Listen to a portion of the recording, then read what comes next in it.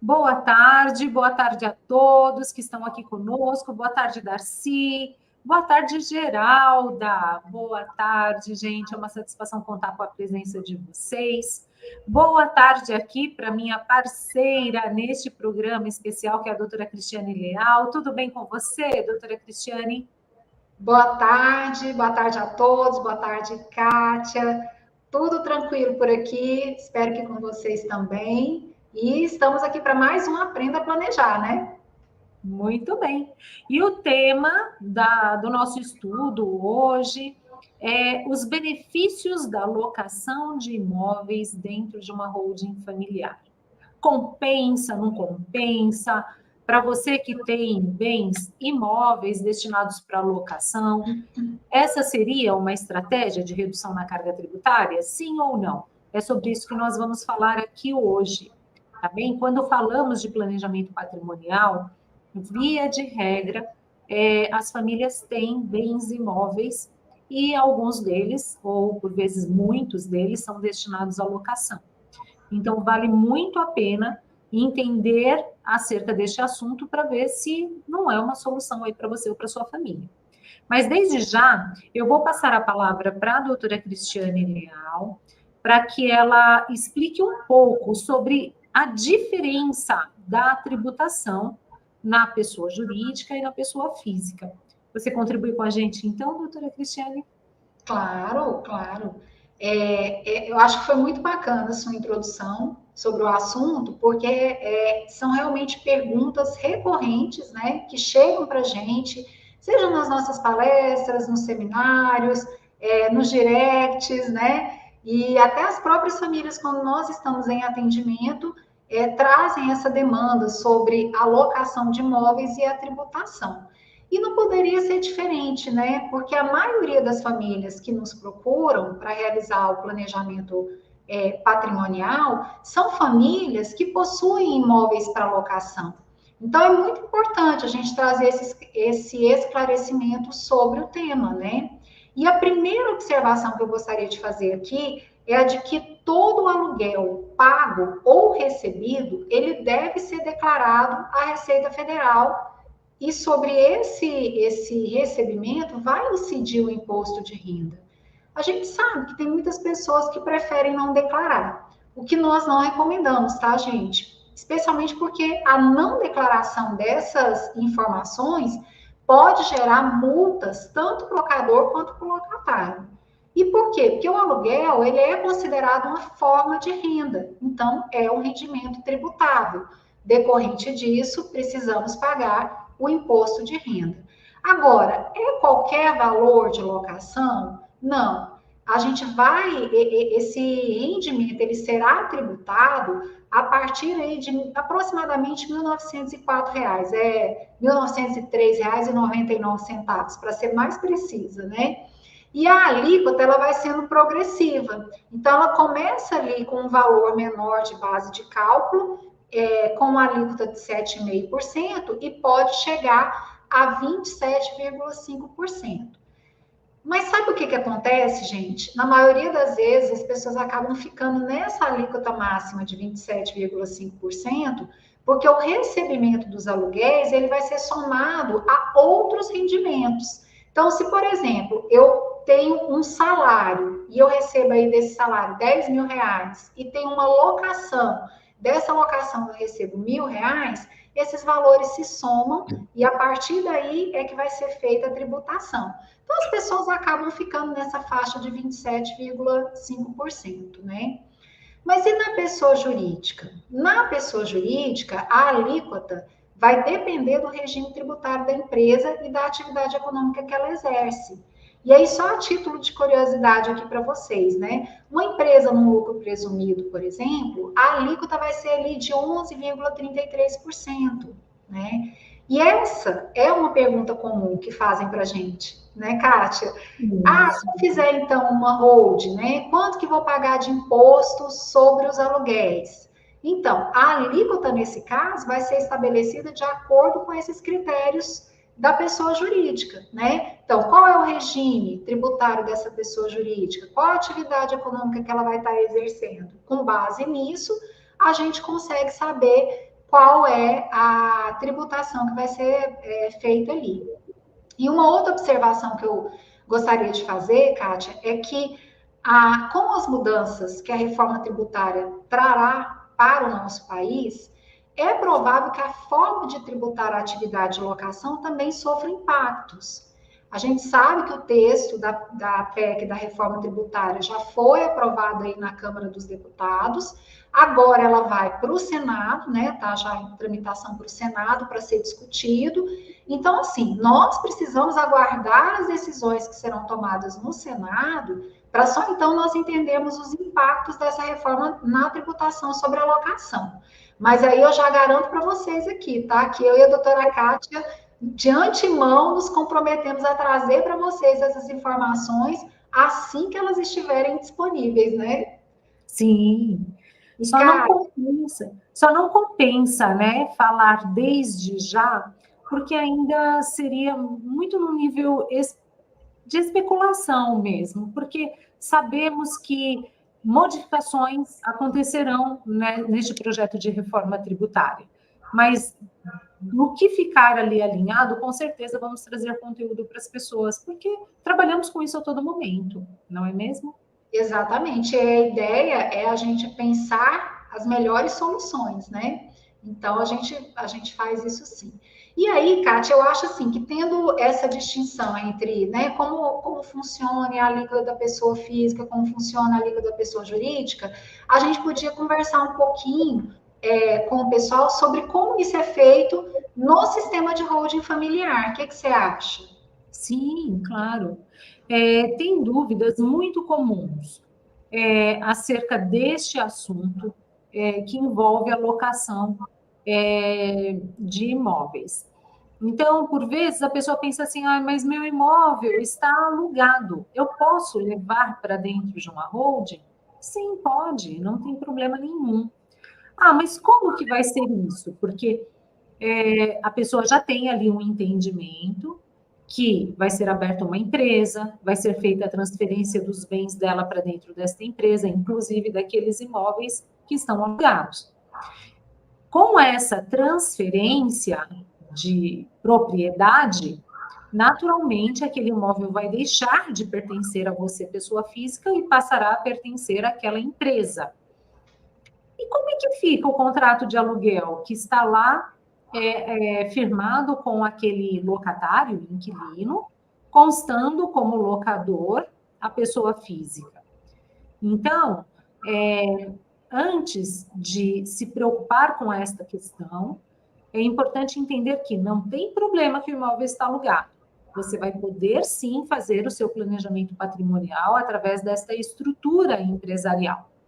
Com isso, você está buscando ali uma organização dos teus bens, você vai buscar também o benefício de livrar a sua família de um processo de inventário no futuro, porque a partir desta empresa você já vai poder planejar a sucessão do teu patrimônio em benefício ali dos seus filhos ou a quem você queira beneficiar, tá tudo bem. Agora, é necessário entender se o faturamento daqueles aluguéis realmente será mais interessante para a família declarar na pessoa jurídica ou manter esta declaração na pessoa física. E por que eu estou dizendo isso? Porque existem outros reflexos tributários nesta decisão.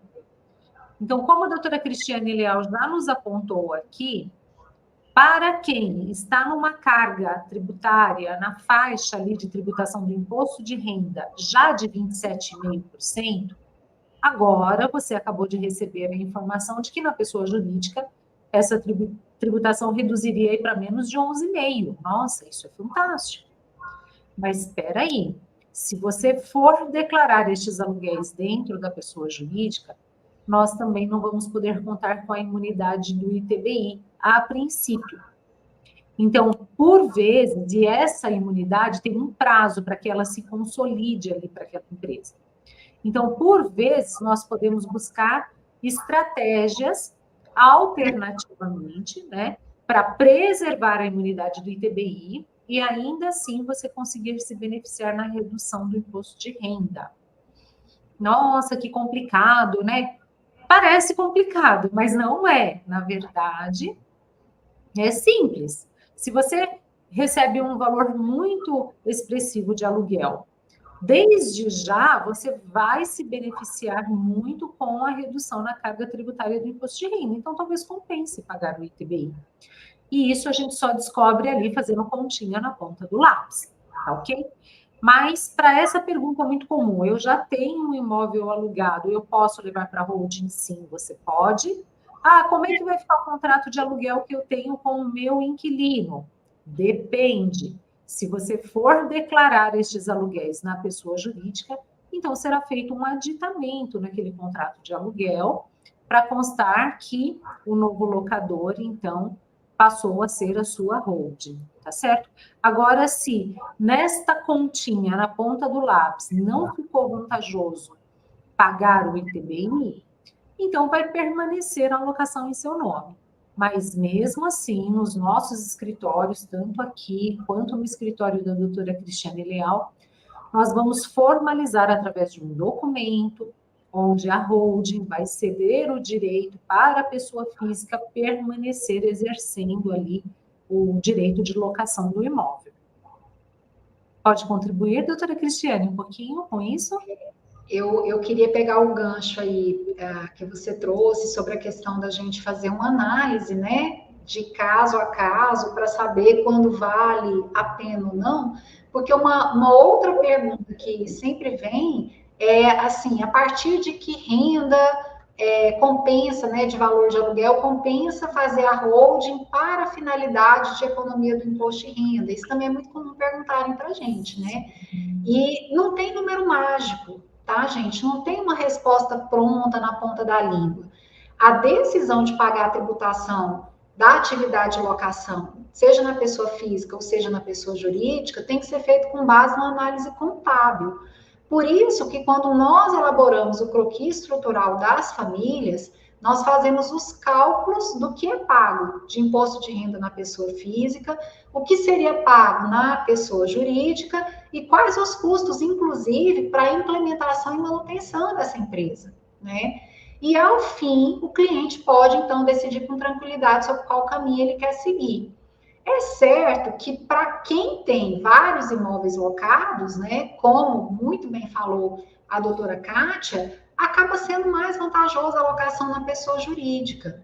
Mas a gente não pode se basear e não precisa, né, se basear em achismo. É só a gente fazer os cálculos, né? E muitas vezes essa economia tributária ela é tão grande, gente, que a pessoa jurídica ela se paga com essa economia e ainda dá lucro, viu? Porque todo ano aquele dinheiro que estaria indo para o pagamento de uma alíquota maior de imposto acaba voltando para o seu bolso, né? Você não precisa estar pagando uma tributação tão alta, né? Verdade. E olha só, talvez, eu vou trazer uma informação aqui que talvez seja do seu conhecimento que está nos acompanhando. Mas, com frequência, eu vejo alguns dos nossos clientes se surpreendendo porque não sabiam disso. Do que eu vou falar? Então, a doutora Cristina comentou, às vezes a renda de aluguel, por si só, ela nem é tão alta, mas somada aos rendimentos daquele proprietário, então vai acabar ficando na faixa de tributação mais pesada, dos 27,5%.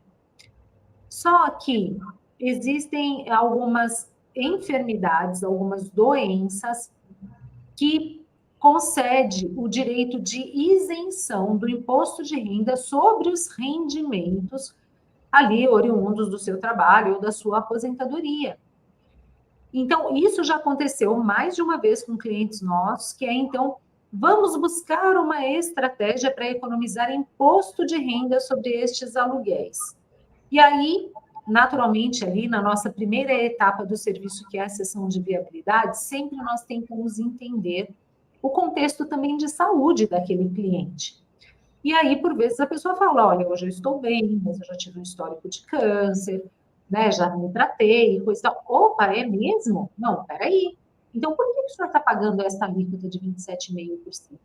Então, gente, tem coisa que nem precisa do advogado, nem precisa de um planejamento tributário ou patrimonial sucessório para você já se beneficiar com redução na carga tributária. Então, comentem aí, olha, eu sabia sim dessa isenção, ou não, eu não sabia, eu não tenho, né, enfermidade, mas conheço quem tem, então, por favor, né, passem a informação para frente, porque isso vai beneficiar outras pessoas. Então, por vezes também, aquela família que tem os imóveis destinados para locação há muito tempo, eles ficam indignados de tanto imposto de renda que pagou, tão somente porque não sabia que eles podiam lançar mão de uma solução dessas, levando o patrimônio para dentro de uma empresa e faturando estes aluguéis ali com uma alíquota abaixo da metade, né? E aí, olha só, eu falei um pouco aqui sobre o ITBI, e aí, por vezes, as pessoas também, né? Ah, mas então, se os meus imóveis são destinados para locação, eu não vou poder contar com a imunidade do ITBI?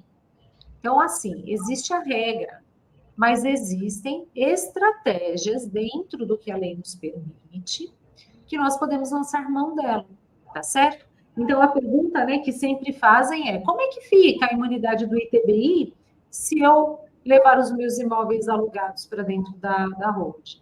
E aí, doutora Cristiane, fala para gente, como fica? Então, a princípio, o que, que a legislação nos traz, né? A Constituição, ela dá imunidade do ITBI quando você integraliza o seu imóvel numa pessoa jurídica sua, né? Como capital social. Então, a partir daquele momento, você não vai precisar pagar o ITBI. Sabemos que existem aí algumas questões relativas às prefeituras, mas, por enquanto, vamos deixar essa conversa de lado, né? Vamos pensar nessa situação. Então, eu tenho meu apartamento, levei esse apartamento meu para a empresa que eu constituí, para que isso se transformasse no capital social da minha empresa. Tudo bem? Tenho a imunidade do ITBI. Só que quando a gente vai entender a legislação, o que essa imunidade ela é conferida, em que circunstâncias, né? A pessoa que recebe essa imunidade na transferência do seu patrimônio para a pessoa jurídica, ela não poderá exercer atividade imobiliária por um período aí de 3 anos. É uma atividade que a própria lei determina que é preponderante. O que significa isso? Que mais 50% da renda oferida por aquela empresa seja de atividade imobiliária. Mas também é outra questão que eles nem cogitam, tá? Só de ter atividade de locação dentro daquela empresa, você já pode, às vezes, ter a sua imunidade questionada ou não permitida, não diferida, tá? Então, o que a gente precisa pensar? Em estratégias para fazer valer o seu direito constitucional de imunidade, para além dos empecilhos e das dificuldades que muitas vezes os órgãos públicos colocam para que a gente alcance ali o nosso direito enquanto contribuinte, né? Então, uma forma da gente fazer isso é a gente criar uma empresa que vai exercer essa atividade locatícia, tá? Então, não vai ser a empresa que detém aquele imóvel, vai ser uma outra empresa que vai fazer essa atividade locatícia. E, portanto, a imunidade aqui do ITBI vai estar resguardada e conferida. Muito bem, é uma solução fantástica essa, né, de ter esse apêndice aí, né, de uma empresa operacional dos aluguéis, para que a gente consiga ganhar aí nas duas pontas, tanto, né, contando com a imunidade do ITBI e também reduzindo a incidência do imposto de renda. Olha, aqui veio a resposta da Elaine Cicello. Elaine, esse sobrenome é conhecido, eu acho que tem uma sessão de viabilidade agendada. E também o Edson dizendo que sabia da isenção do IR aí para quem tem o diagnóstico de uma enfermidade grave. E aí, gente, aqui, ó, nossa tarefa, ela não é tão simples. Estamos comprometidas em trazer informações novas, mas a todo momento nós temos que trazer informações do dia a dia. E, por vezes, né, eu fico me policiando para eu não pecar, porque pecar no sentido de omitir, de deixar de falar algo, porque para mim, nossa, aquilo parece ser tão comum, mas para muitas pessoas não é. Então, nós temos que trazer.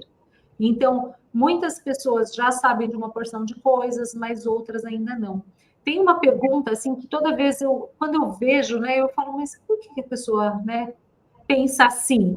Que a pergunta é, eu tenho um filho único, então não preciso fazer inventário, não é? Você recebe muito assim? Muito, muito. Muito. Aí eu fico assim, não preciso falar sobre isso, né? Que inventário, mesmo sendo filho único, precisa ser feito.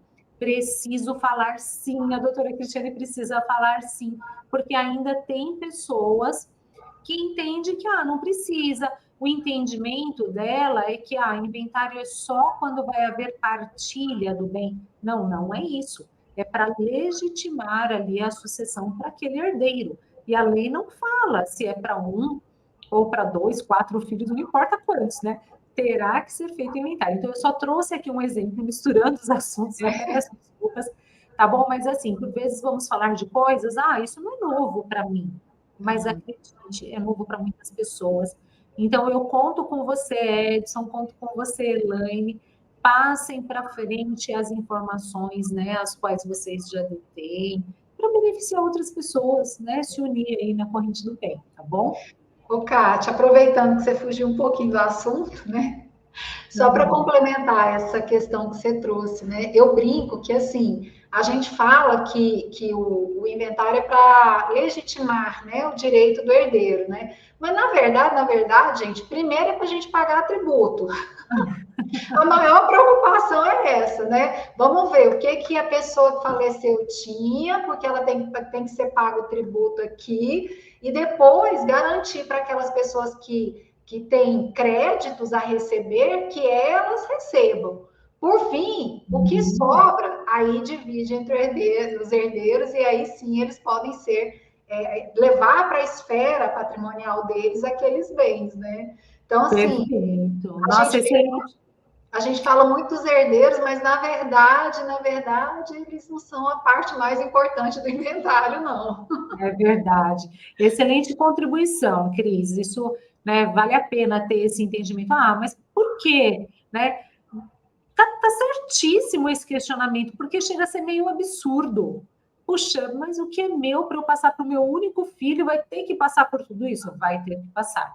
Por estes motivos que a Cristiane trouxe, mas o primeiro deles, né, para o governo fazer a arrecadação. É isso, né? Uma outra pergunta que também a resposta é quase que lógica, né? Mas que é comum as pessoas fazerem eu posso continuar alugando meus imóveis que eu levei para dentro da holding? Naturalmente, sim, né? E até contando, né, com a redução na tributação. E veja bem, o tema aqui desse nosso encontro hoje é os benefícios da locação dentro de um sistema de holding familiar. Então, a pessoa vai poder locar. Agora, enquanto pessoa física, eu recebo estes aluguéis, eu não declaro. E lá? Eu vou ser obrigado a declarar? Gente, é assim, o correto é que preste essas informações. Aqui, a doutora Cristiane já trouxe, né, uma fala nesse sentido, então o correto é que se declare. E vale a pena, viu, gente? É horrível, dói, né, pagar tanto tributo, especialmente na pessoa física, se for falar da alíquota de 27,5%. Mas tem o aspecto positivo de você declarar, porque você vai formalizar esta renda. Então, isso é meio positivo, né? Não adianta aí, vou sonegar, imagina, é errado. E depois tem toda aquela receita e o que você vai fazer com aquele dinheiro? Como você Porque justifica, né? a origem não é comprovada. Então, não aconselhamos, o ideal é que você faça certinho, né? E já conte aí com o benefício dessa estrutura de empresa que você vai pagar bem menos. Tá bom? Então, é isso. O que Com mais? certeza. Eu acho que O no pessoal, fim, tem um pessoal acompanhando a gente, podem colocar suas perguntas, tá? A gente está aqui com tempo, vamos contribuir com vocês também dentro de uma necessidade particular que vocês tenham, podem escrever as perguntas que nós esclarecemos, tá bem? Pode falar, Cris. eu acho assim, sabe, Kátia? A gente tem que sim pensar, né, qual a melhor forma da gente reduzir ali a tributação que a gente paga. Tá super correto, a gente tem que pensar nisso o tempo inteiro mesmo. Mas existem tantos meios e estratégias lícitas, né, e que vão fazer com que seu patrimônio fique não só organizado, mas assim, sem nenhuma pendência, né? Então, por que não fazer? Né? Se você pode, por exemplo, por meio do sistema de holding, organizar o seu patrimônio, desenvolver a sua atividade locatícia com redução da tributação, olha que bacana, você vai gerar ali uma tributação, um rendimento lícito, sem nenhum problema, que você vai poder utilizar com tranquilidade, né? E olha, outra coisa importante que eu acho que a gente precisa falar é que a Receita Federal ela tem desenvolvido muitos programas aí e ideias e né, para conseguir alcançar né, essas pessoas que não declaram os rendimentos. Então, não vamos fazer isso não, já vamos pegar o caminho mais certinho, que dá super bom para todo mundo. Verdade. Aí você vai ter a tranquilidade, né, de levar as informações, as escâncaras mesmo para a Receita Federal, para todos os órgãos, e sem se preocupar com este cruzamento de informações aí que está cada vez o cerco se fechando mais, né? Então não compensa. Já chegamos num tempo em que não vai dar para omitir informações, né? Declaração de imposto de renda chega para você pré-preenchida lá no início do mês de março, na época ali de ajuste anual.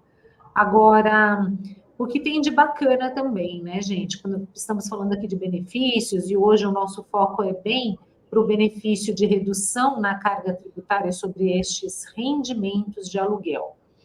Mas pensem comigo, quando a família tem essa estrutura empresarial montada, então os seus bens imóveis ali dentro, bens que são destinados para locação, ali vocês contam com um benefício também de organização deste patrimônio.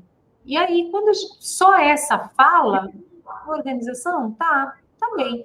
Gente, isso é fantástico, né? Porque aqueles imóveis, por vezes, ali tem IPTU, tem condomínio para pagar, tem reparos a serem feitos naqueles imóveis que são destinados para locação.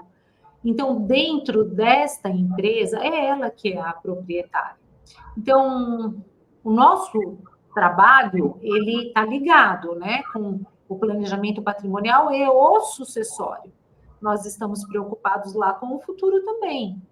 Quando eu não estiver mais aqui, e daí? Quem é que vai gerir? Quem vai cuidar disso tudo?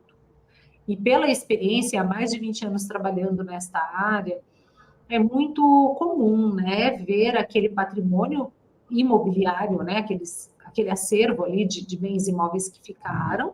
Então, tem os herdeiros, e aí, então, tá bom, agora, né, os pais faleceram, tem IPTUs para pagar, aí vem um herdeiro, traz a parte dele, mas os outros irmãos não trazem, aí aqueles IPTUs ficam em atraso, vai para a dívida ativa, e ali começa toda a complicação, e, por vezes, nascem os conflitos entre os irmãos, o que é muito triste. Agora, se isso está dentro desta organização, ainda que os filhos não tenham, como que eu posso dizer, nenhum perfil, né, nem interesse, nem afinidade com essa área ou com este negócio, porque isso é um negócio, né, de administração de bens próprios.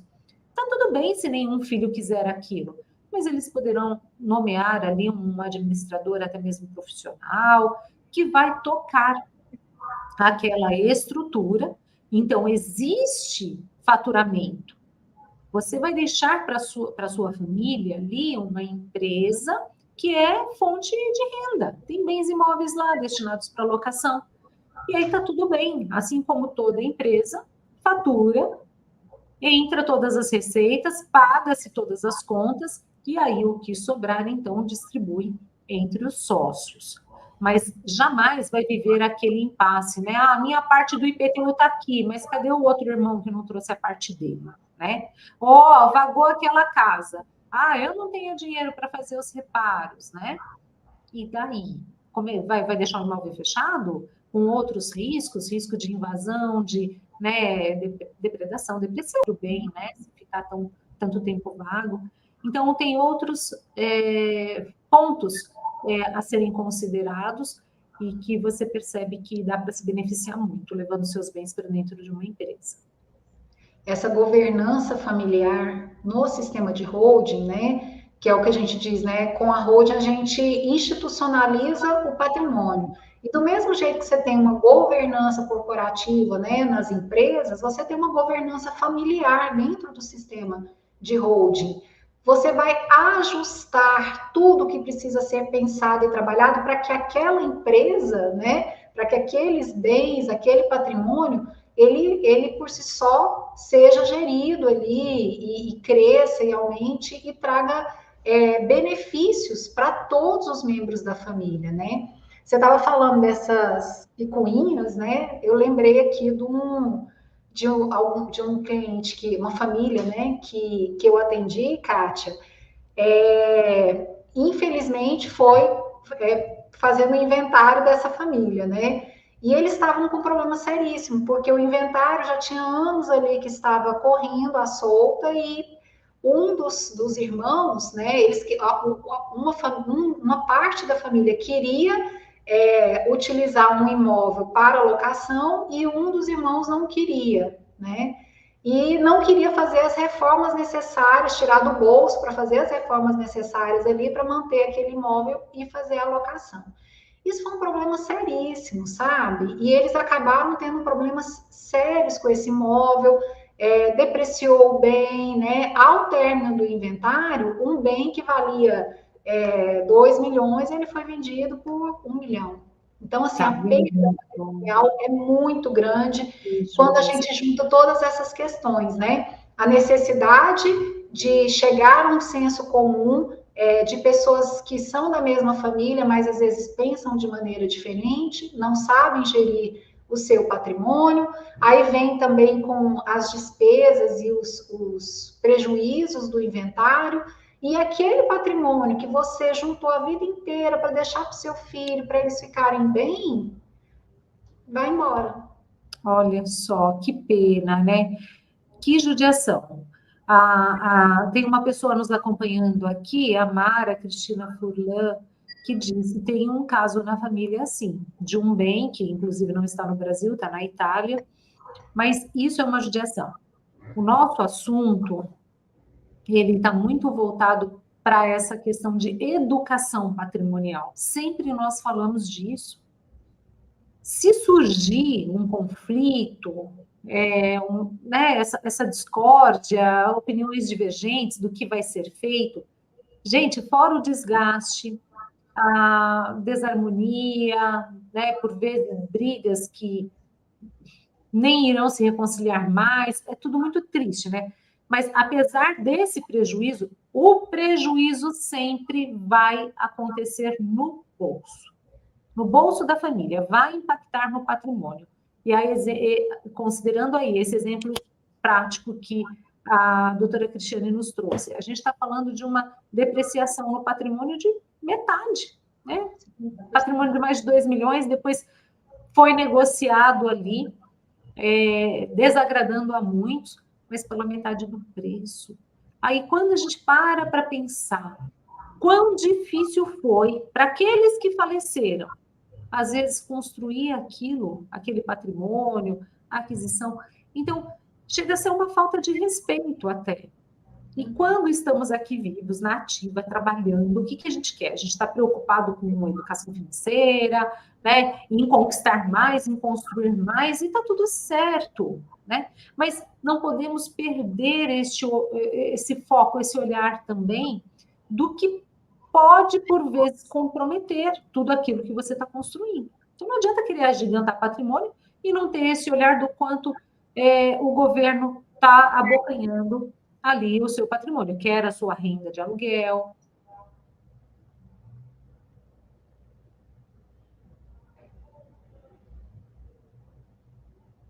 Acho que travou.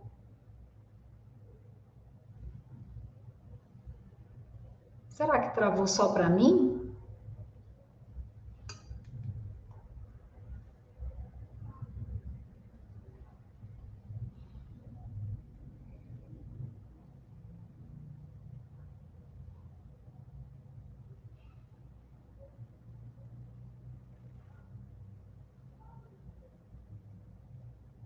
Voltou? Ai, voltou. Voltou. Nossa, eu estou com um problema seríssimo aqui de conexão desde que vieram as chuvas fortes aqui na minha região. Elaine, voltou agora. Pois bem, então olha só, né, gente? Temos que entender isso. Tá tudo bem a gente batalhar para as nossas conquistas. E nós temos que ter esse tipo de comunicação de uma forma mais aberta com os nossos filhos também, não é mesmo? Então, se eles não têm tino para o negócio, né, não têm afinidade com esse assunto, então tudo bem, contrate um administrador, mas não vamos deixar estes conflitos, essas divergências, entender aquela estrutura ali deixada pelos pais como um negócio, como uma fonte geradora de renda. É isso, tá bom? Ninguém deixou nenhuma pergunta aqui, doutora Cristiane. Ainda não definimos um tema para a próxima semana, mas penso que a gente pode estar aqui. Para mim, está tranquila a minha agenda na quinta, doutora Cristiane. E fica. Na quinta que vem eu acho que é feriado, né? Verdade, feriado. Então, para outra.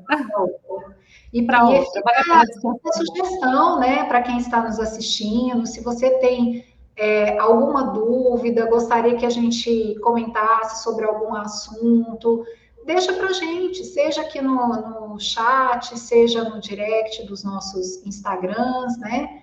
A gente vai ter o maior prazer em estar respondendo todas as dúvidas de vocês. Verdade, contamos com vocês para deixar aqui sugestão. Olha, fala sobre isso, porque para nós, às vezes, isso aqui é um tema repetitivo, ou, não, esse assunto não é muito interessante, mas aos nossos olhos, mas talvez vá auxiliar a você, a sua família, então podem deixar as sugestões, contamos com isso, tá bom? E as dúvidas também. Então, gente, vamos encerrar aqui. Deixo um forte abraço. Agradeço a presença aí de todos, Darcy, a Mara, Elaine. A Irzan Bom também é uma pessoa que está com agendamento aqui no nosso escritório. Muito, muito obrigada, tá? Pela presença de todos. Doutora Cristiane, que é uma alegria muito grande estar contigo aqui sempre. Então, deixando aí meu forte abraço e meu agradecimento, tá, Cris, pela sua colaboração. Nossa, eu que agradeço demais, é sempre muito bom estar aqui conversando com vocês, participando junto com a doutora Kátia desse momento aí tão bacana de transmissão de conhecimento, né? Sim. E desejo para todo mundo um excelente finalzinho de semana. Então, tá joia. Forte abraço, gente, tudo de bom para vocês. Até mais. Tchau, tchau.